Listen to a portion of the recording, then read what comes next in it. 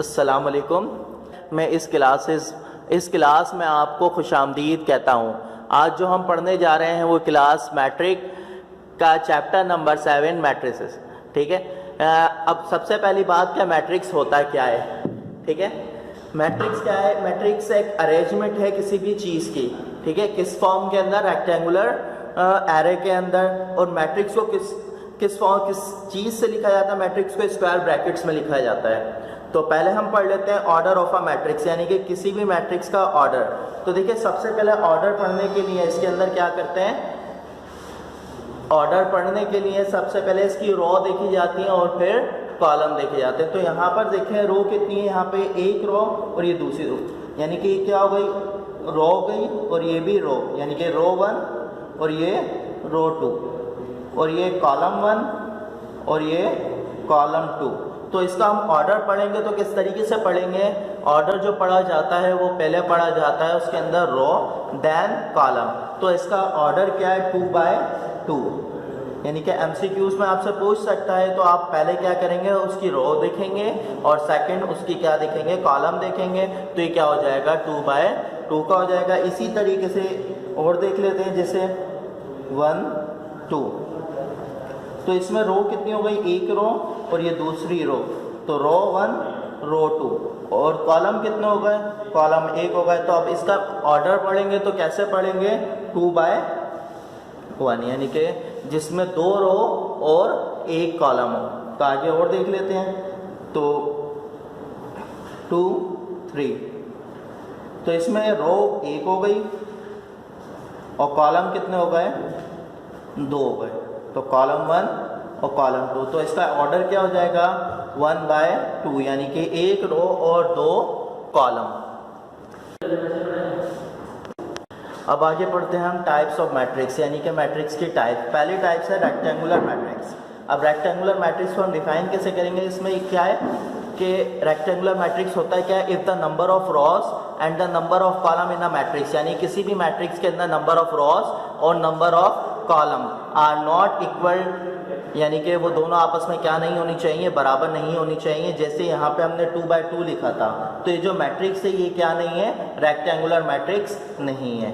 ठीक है, तो इसके अंदर क्या होना चाहिए? नंबर ऑफ कॉलम और नंबर ऑफ रोज, यानी कि किसी भी मैट्रिक्स के अंदर नंबर ऑफ रोज और नंबर ऑफ कॉलम सेम नहीं होना चाहिए। जैसे एग्जांपल अभी मैंने लिख दिया 1 2, तो यानी कि इसमें कितनी रो है?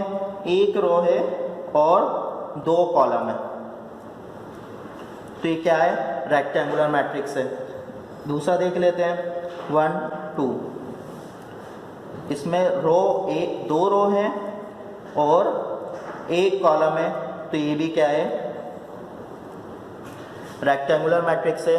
क्योंकि रेक्टेंगुलर मैट्रिक्स की डेफिनेशन यही है कि इसके अंदर क्या नहीं होना चाहिए? नंबर ऑफ रॉज और नंबर ऑफ कॉलम दोनों मैट्रिक्स, यानी कि नंबर ऑफ रॉज और नंबर ऑफ कॉलम उस मैट्रिक्स के अंदर सेम नहीं होनी चाहिए, यानी कि 2 बाय 2 या 1 बाय 1 का मैट्रिक्स नहीं होना चाहिए। तो ये क्या कहलाता है? रेक्टेंगुलर मैट्रिक्स कहलाता है। तो दूसरी इसकी टाइप पे चलते हैं। इसकी दूसरी टाइप है कॉलम मैट्रिक्स। दूसरी इसकी टाइप्स है कॉलम मैट्रिक्स।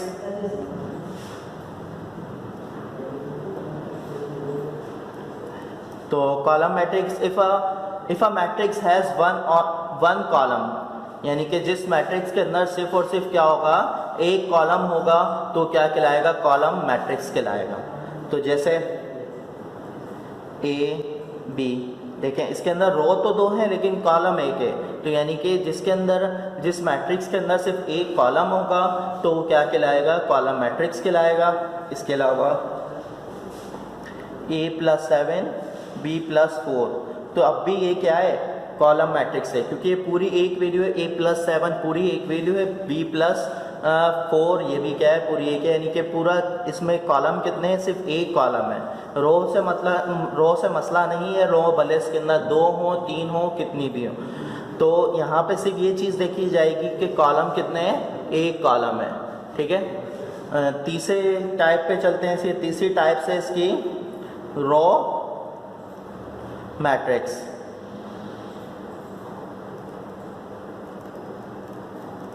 तो रो मैट्रिक्स के लिए जिस तरीके से कॉलम मैट्रिक्स था कि उसके अंदर कॉलम यानी कि कॉलम कितने होने चाहिए, एक होना चाहिए, इसी तरीके से यहाँ पे भी रो मैट्रिक्स के अंदर कितनी रो होनी चाहिए, सिर्फ और सिर्फ एक रो होनी चाहिए। तो जैसे 1 2, तो देखें इसके अंदर कितनी रो है, एक रो है, 2 कॉलम है, तो कॉलम से फ़र्क नहीं पड़ेगा, सिर्फ क्या देखी जाएगी, रो देखी जाएंगी। रो मैट्रिक्स के अंदर रो देखी जाएगी और कॉलम मैट्रिक्स में कॉलम देखे जाएंगे। तो एक और देख लेते हैं, जैसे 1, तो देखें यहाँ पे रो तो एक ही है, तो इसलिए क्या है, रो मैट्रिक्स है। चौथी टाइप पे चलते हैं इसकी, तो इसकी चौथी टाइप क्या है, स्क्वायर मैट्रिक्स।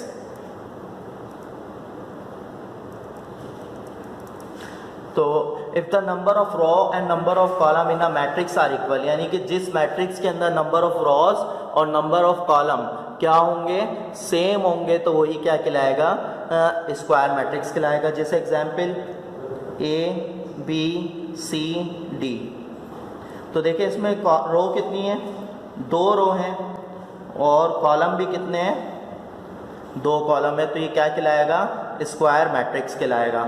इसी तरीके से जैसे A, तो इसमें रो भी एक है और कॉलम भी एक है, तो ये भी क्या है, स्क्वायर मैट्रिक्स है।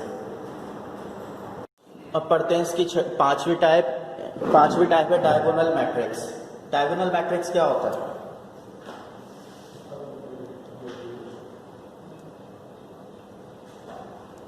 डायगोनल मैट्रिक्स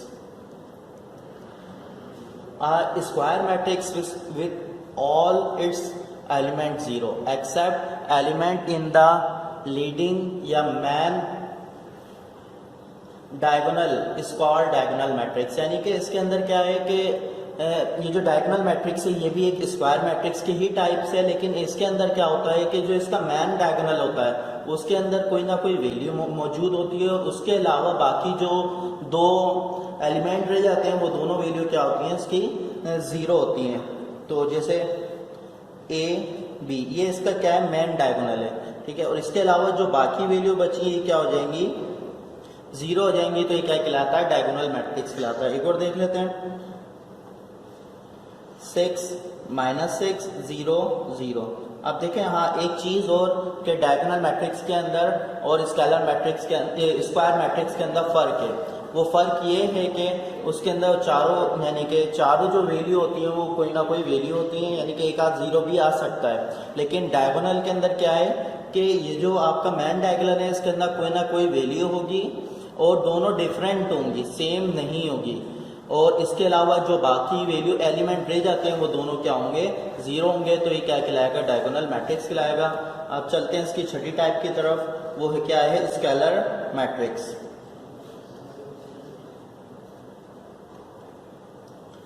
स्केलर मैट्रिक्स के अंदर स्केलर मैट्रिक्स भी क्या होता है, एक स्क्वायर यानी कि जो आपका स्क्वायर मैट्रिक्स है उसी की टाइप्स होती है। भाई इसके अंदर फर्क क्या है कि इसका जो मैन डायगोनल है उसके अंदर जो वैल्यू होगी बिल्कुल सेम होगी, ठीक है, और इसके अलावा बाकी वैल्यू क्या होंगी, 0 होंगी। जैसे 2 2, तो देखिए इसके मैन डायगोनल के अंदर सेम वैल्यू आई है, ठीक है। अब स्केलर मैट्रिक्स के अंदर 1 के अलावा यानी कि 1 नहीं होगा, 1 के अलावा कोई सी भी वैल्यू आ सकती है, ठीक है। अगर 1 आएगा तो वो स्केलर मैट्रिक्स नहीं होता। तो जैसे हमने यहाँ पे डी लिख लिया क्योंकि ये 1 नहीं है, तो 1 के अलावा कोई भी वैल्यू आ सकती है, लेकिन उसके जो मैन डायगोनल है उसके अंदर क्या होगी, सेम वैल्यू होगी। अब डायगोनल मैट्रिक्स और स्केलर मैट्रिक्स में फ़र्क ये है कि उसके जो मैन डायगोनल है उसके अंदर वैल्यू सेम नहीं होगी और स्केलर के अंदर क्या होगी, वैल्यू दोनों सेम होंगी। यानी कि यहाँ पे स्केलर के अंदर 2 है तो इसकी जो सेकंड वैल्यू होगी वो भी क्या होगी, 2 ही होगी, ठीक है। अब चलते हैं इसकी 7वीं टाइप की तरफ, वो है नल मैट्रिक्स और जीरो मैट्रिक्स। नल मैट्रिक्स और जीरो मैट्रिक्स। अब नल मैट्रिक्स और जीरो मैट्रिक्स क्या है, नल मैट्रिक्स ऐसा मैट्रिक्स यानी कि जिसके अंदर तमाम के तमाम मेंबर क्या हो, 0 हो, तमाम के तमाम मेंबर क्या हो, 0 हो। जैसे 0 0 0 0, तो ये भी क्या है, 0। इसके अलावा और भी हो सकते हैं, ये भी क्या है, नल मैट्रिक्स है। इसके अलावा 0 0 यानी कि जिसमें एक रो और 2 कॉलम हो तो वो भी क्या होगा, नल मैट्रिक्स और जीरो मैट्रिक्स ही कहलाएगा। अब आठवीं टाइप की तरफ चलते हैं, वो क्या है, यूनिट मैट्रिक्स।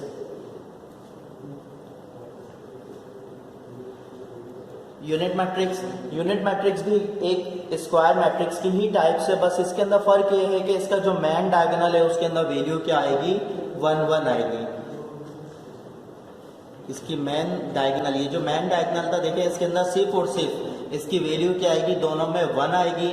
तो ये क्या कहलाएगा, यूनिट मैट्रिक्स कहलाएगा या आइडेंटिटी मैट्रिक्स कहलाएगा। ठीक है, अब देखिए इन तीनों में फर्क आपको पता होना चाहिए, डायगोनल मैट्रिक्स के अंदर, स्केलर मैट्रिक्स के अंदर और यूनिट मैट्रिक्स के अंदर। तो डायगोनल मैट्रिक्स के अंदर पहले पढ़ लेते हैं दोबारा। डायगोनल मैट्रिक्स क्या है, कि स्क्वायर मैट्रिक्स की ही टाइप से, जिसके अंदर फर्क ये है कि इसका जो मेन डायगोनल है उसके अंदर वैल्यू सेम नहीं होगी।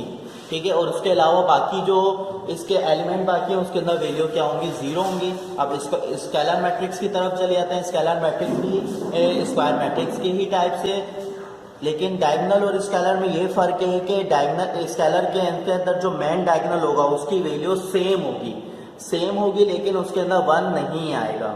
ठीक है, 1 के अलावा कोई भी वैल्यू हो सकती है, सेम होनी चाहिए, साइन का भी फर्क ना हो। अगर जैसे डायगोनल के अंदर यहाँ पर देखें, अगर 6 लिखा होता है और यहाँ पे -6 लिखा हुआ है, तो साइन की वजह से वैल्यू क्या हो गई, अलग हो गई। तो इसलिए क्या बन गया, डायगोनल मैट्रिक्स बन गया।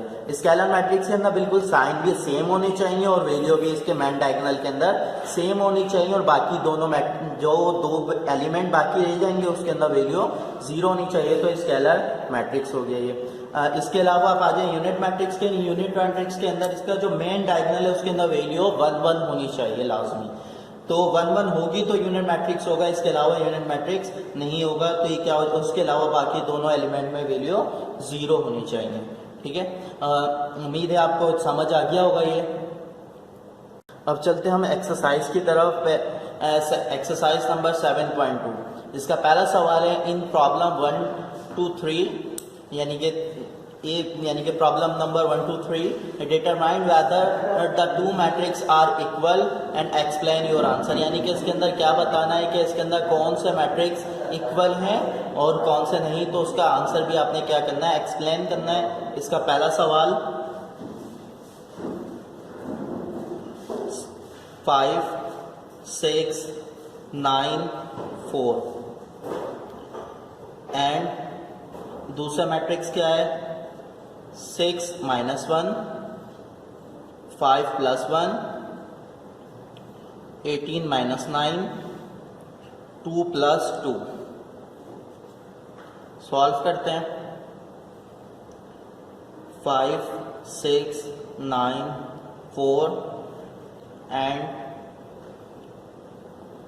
6 - 1 5 + 1 18 - 9 2 + 2। इसको सॉल्व कर लेते हैं।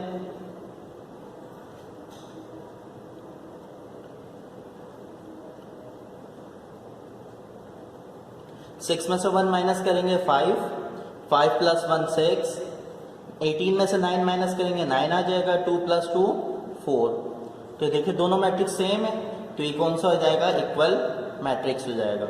यानी कि उसके तमाम एलिमेंट्स क्या होने चाहिए, आपस में बराबर होने चाहिए। यानी कि इसकी फर्स्ट यानी कि जो फर्स्ट रो फर्स्ट कॉलम के अंदर जो वैल्यू लिखी हुई है 5, तो इसकी वैल्यू इसके बराबर होनी चाहिए, यानी कि 5 होना चाहिए। देखिए 9 के बराबर है, 6 के बराबर है, 4 के बराबर है, क्या हो गया, इक्वल मैट्रिक्स हो गया। सेकंड सवाल पे चलते हैं। तो क्या लिखा हुआ है, 3 7 एंड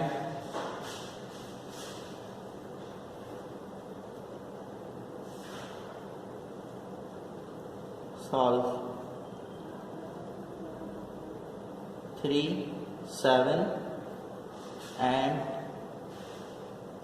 3 - 0 2 + 5। तो देखिए ये मैट्रिक्स तो वैसे ही बराबर नहीं हो सकता, क्योंकि यहाँ पर देखें जो हमारे पास पहला मैट्रिक्स दिया गया है ये 2/1 का, यानी कि इसमें 2 रो और 1 कॉलम है। और जो हमें सेकंड मैट्रिक्स दिया गया है उसमें क्या है, 2 कॉलम और 1 रो है। तो इसके लिए देखिए इक्वल मैट्रिक्स के लिए भी बराबर होना चाहिए कि दोनों मैट्रिक्स के ऑर्डर भी बराबर होने चाहिए। यानी कि देखिए ऊपर वाले सवाल के अंदर यहाँ पे जो मैट्रिक्स दिया गया था वो 2/2 का दिया गया था और दूसरा मैट्रिक्स भी 2/2 का था, लेकिन नीचे वाले के अंदर पहला जो मैट्रिक्स है वो 2/1 का है और दूसरा जो मैट्रिक्स है वो 1/2 का है। तो क्या है कि मैट्रिक्स के ऑर्डर भी सेम होंगे तो वो मैट्रिक्स इक्वल कहलाएगा। ठीक है, अगर मैट्रिक्स के ऑर्डर बराबर नहीं होंगे यानी कि सेम नहीं होंगे तो वो इक्वल मैट्रिक्स नहीं कहलाएगा। तो क्या आ जाएगा, नॉट इक्वल मैट्रिक्स।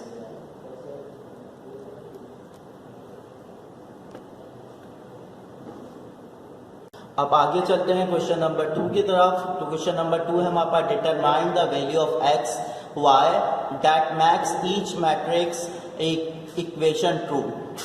क्या है कि इसके अंदर आपने x और y की वैल्यू निकालनी है जिसके अंदर जो मैट्रिक्स आपको दिए गए हैं इसकी इक्वेशन क्या है, ट्रू है, यानी कि आपस में बराबर हैं।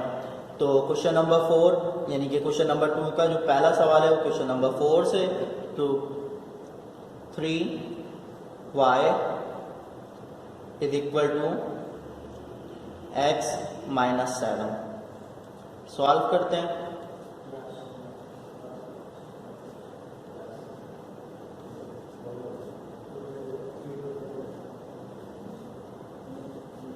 तो देखें ये इक्वल मैट्रिक्स हैं, तो इसके अंदर क्या होगा कि इस मैट्रिक्स की फर्स्ट वैल्यू दूसरे वाले मैट्रिक्स की फर्स्ट वैल्यू के बराबर होगी, इससे नीचे यानी कि सेकंड वैल्यू के बराबर होगी। तो यानी कि क्या हो जाएगा, 3 इज इक्वल टू एक्स, यानी कि अगर हम सही करके लिखें तो ये क्या हो जाएगा, x इज इक्वल टू 3 और second value y is equal to -7।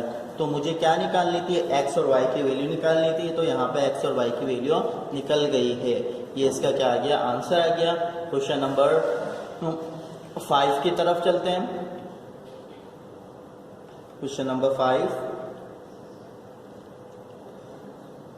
0.2x 0.3y 5 6 is equal to 2 3 6 minus 1 2 plus 4। तो देखें 5 6 में से 1 माइनस करूंगा 5 2 प्लस 4 6, यानी कि दोनों वैल्यू बराबर है और ये वैल्यू भी आपस में बराबर ही होंगी। तो सवाल दोबारा कॉपी कर लेते हैं। 0.2x 0.3y 5 6 is equal to 2 3 6 minus 1 2 plus 4। तो क्या हो जाएगा, 0.2x बराबर हो जाएगा हमारे पास 2 के, क्योंकि इसकी फर्स्ट वैल्यू है सेकंड मैट्रिक्स की फर्स्ट वैल्यू के बराबर है। अब 0.3y इसके बराबर हो जाएगा 3 के बराबर हो जाएगा। ठीक है,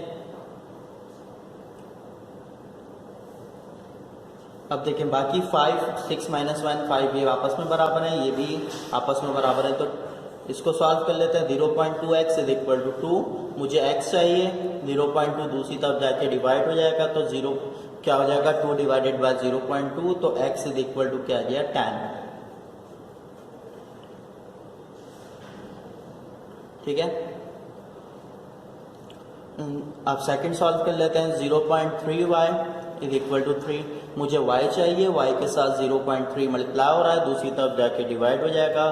जब 3 को डिवाइड करेगा 0.2 से तो ये भी क्या आ जाएगा, 10। तो देखिए यहाँ पर भी मुझे x और y की वैल्यू निकल गई है, तो इसका क्या है, आंसर है। ठीक है, इसका तीसरा सवाल आपने क्या करना है, खुद से करना है। तो आपने क्या करना था, उसका तीसरा पार्ट जो रह गया वो आपने खुद से करना है। अब चलते हैं क्वेश्चन नंबर 3 की तरफ। क्वेश्चन नंबर 3 है हमारे पास, सिंप्लीफाई इफ पॉसिबल। आपने क्या करना है, सिंप्लीफाई करना है अगर ये पॉसिबल है तो क्वेश्चन नंबर यानी कि तीसरे सवाल का पहला पार्ट है क्वेश्चन नंबर 7।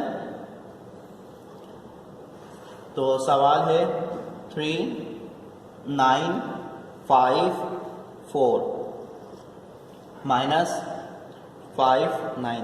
अब देखें हमने इसको माइनस करना है, तो माइनस करने के लिए क्या है कि इसके ऑर्डर क्या होने चाहिए, सेम होने चाहिए। पहला मैट्रिक्स देखें इसका ऑर्डर है 2/2 और सेकंड मैट्रिक्स का जो ऑर्डर है वो 2/1 है।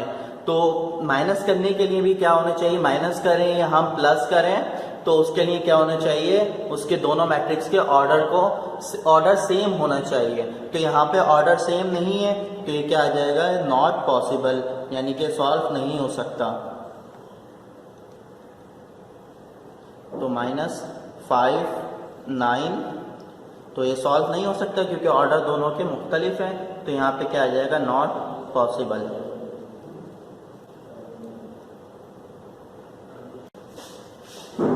अब चलते हैं क्वेश्चन नंबर 8 की तरफ। क्वेश्चन नंबर 8 है हमारे पास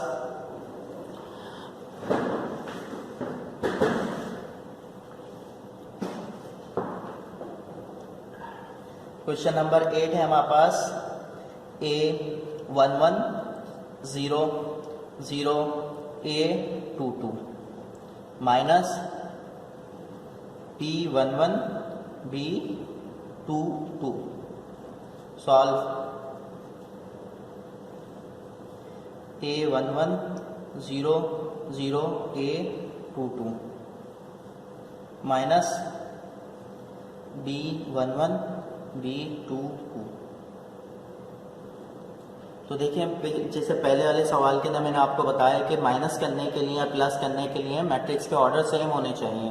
तो देखिए यहाँ पर भी ऑर्डर सेम नहीं है क्योंकि पहला जो मैट्रिक्स है वो 2/2 का है और सेकंड जो मैट्रिक्स है वो 2/1 का है। तो ये भी क्या आ जाएगा, नॉट पॉसिबल।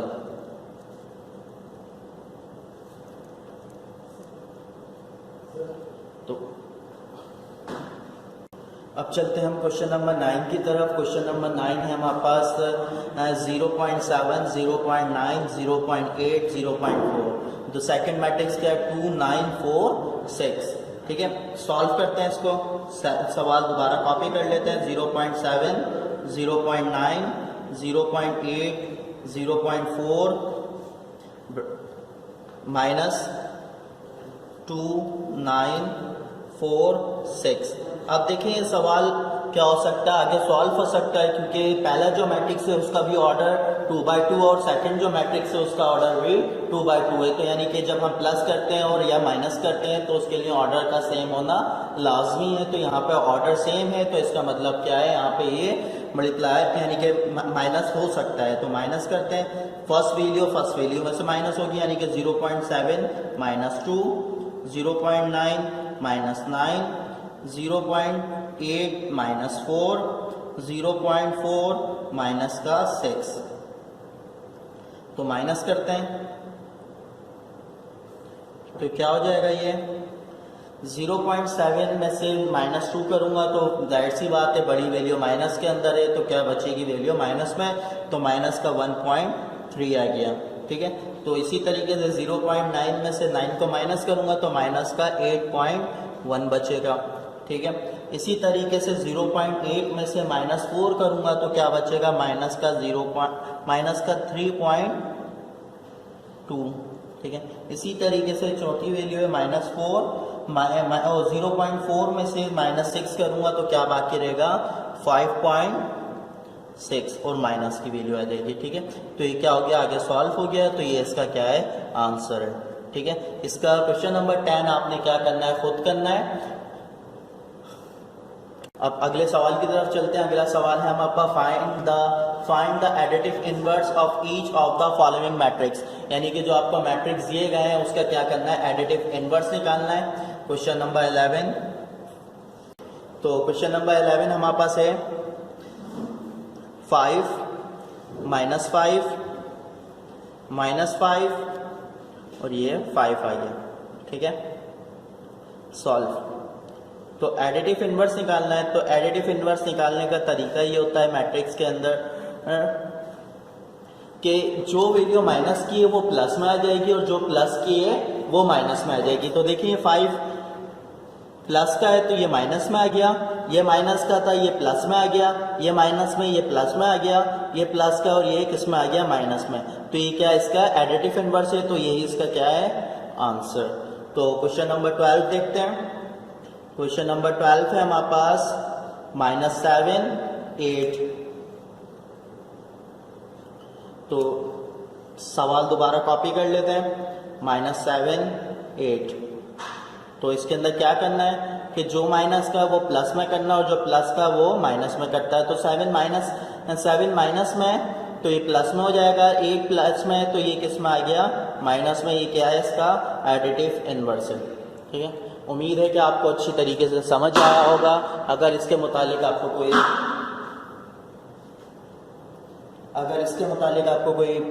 सवाल है तो आपको जो इदारा सोर्स प्रोवाइड करेगा तो उस पर आप सवाल कर सकते हैं, तो इंशाल्लाह आपको उसका जवाब दिया जाएगा। अब इंशाल्लाह मिलते हैं आपसे नेक्स्ट क्लास के अंदर। अल्लाह हाफिज़।